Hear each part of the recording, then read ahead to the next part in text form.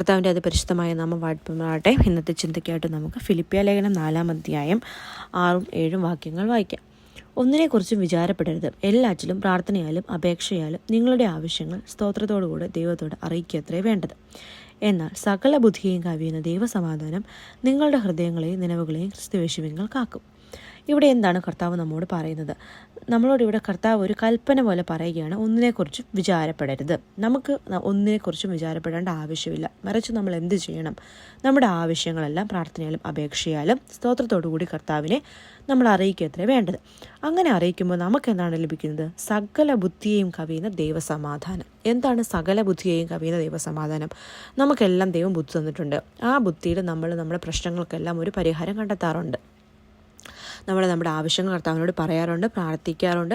നമുക്ക് നമ്മുടെ പ്രോബ്ലങ്ങൾക്കെല്ലാം നമുക്ക് ചെറിയ ചെറിയ സൊല്യൂഷൻസ് നമ്മൾ കണ്ടെത്താറുണ്ട്. അങ്ങനെ നമ്മൾ എന്തൊക്കെ സൊല്യൂഷൻസ് കണ്ടെത്തിയാലും എവിടേക്കോ നമുക്ക് ഭയങ്കര ടെൻഷനും എവിടേക്കോ ഒരു സമാധാനക്കേടും നമ്മുടെ ജീവിതത്തിൽ ഉണ്ടാകും.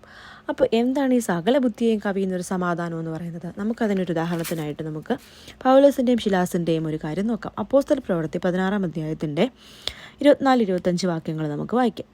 അവൻ ഇങ്ങനെയുള്ള കൽപ്പന കിട്ടുകയിൽ 23-ാം വാക്യം കൂടെ വായിക്കാം. അവരെ വളരെ അടുപ്പിച്ച ശേഷം തടവിലാക്കി കാരാഗൃഹ പ്രമാണിയോട് അവരെ സൂക്ഷ്മത്തോടെ കാപ്പാൻ കൽപ്പിച്ചു.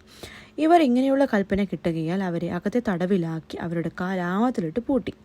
അർദ്ധരാത്രിക്ക് പൗലോസും ശീലാസും പ്രാർത്ഥിച്ച ദൈവത്തെ പാടി സ്തുതിച്ചു. തടവുകാർ ശ്രദ്ധിച്ചു കൊണ്ടിരുന്നു. പെട്ടെന്ന് വലിയൊരു ഭൂകമ്പമുണ്ടായി.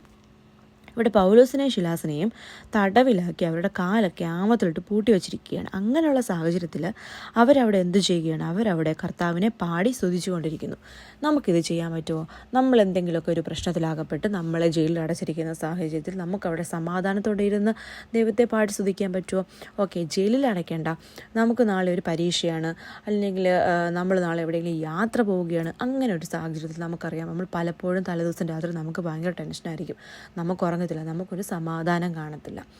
അപ്പോൾ അതാണ് ആ ഒരു ലെവൽ ഓഫ് പീസ്. അതായത് ഇവിടെ പൗലോസിനും ശിലാസിനും അവരുടെ കിട്ടിയ ഒരു മനസ്സിൻ്റെ ഒരു സമാധാനമുണ്ട്. ആ ഒരു ലെവൽ ഓഫ് പീസ്, അതാണ് സകല ബുദ്ധിയെയും കവിയുന്ന സമാധാനം. നമ്മുടെ ബുദ്ധിക്കൊന്നും ചിന്തിക്കാൻ പറ്റാത്ത രീതിയിലുള്ളൊരു സമാധാനമാണ് ദൈവം നമ്മുടെ ആവശ്യങ്ങൾ കർത്താവിനോട് സ്തോത്രത്തോടെ പ്രാർത്ഥനയാൽ അപേക്ഷിക്കുമ്പോൾ നമുക്ക് കർത്താവ് തരുന്നത്. നിങ്ങളുടെ ജീവിതത്തിൽ അങ്ങനെ ഒരു സമാധാനം കിട്ടുന്നുണ്ട്?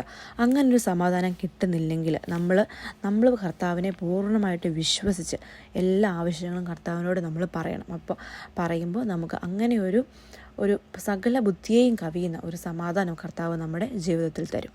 ഈ വചനങ്ങളാൽ ദൈവം നിങ്ങളെ ഓരോരുത്തരെയും അനുഗ്രഹിക്കുമാറാകട്ടെ. ദൈവനാമം വാഴ്ത്തപ്പെടുമാറാകട്ടെ. ആമേൻ.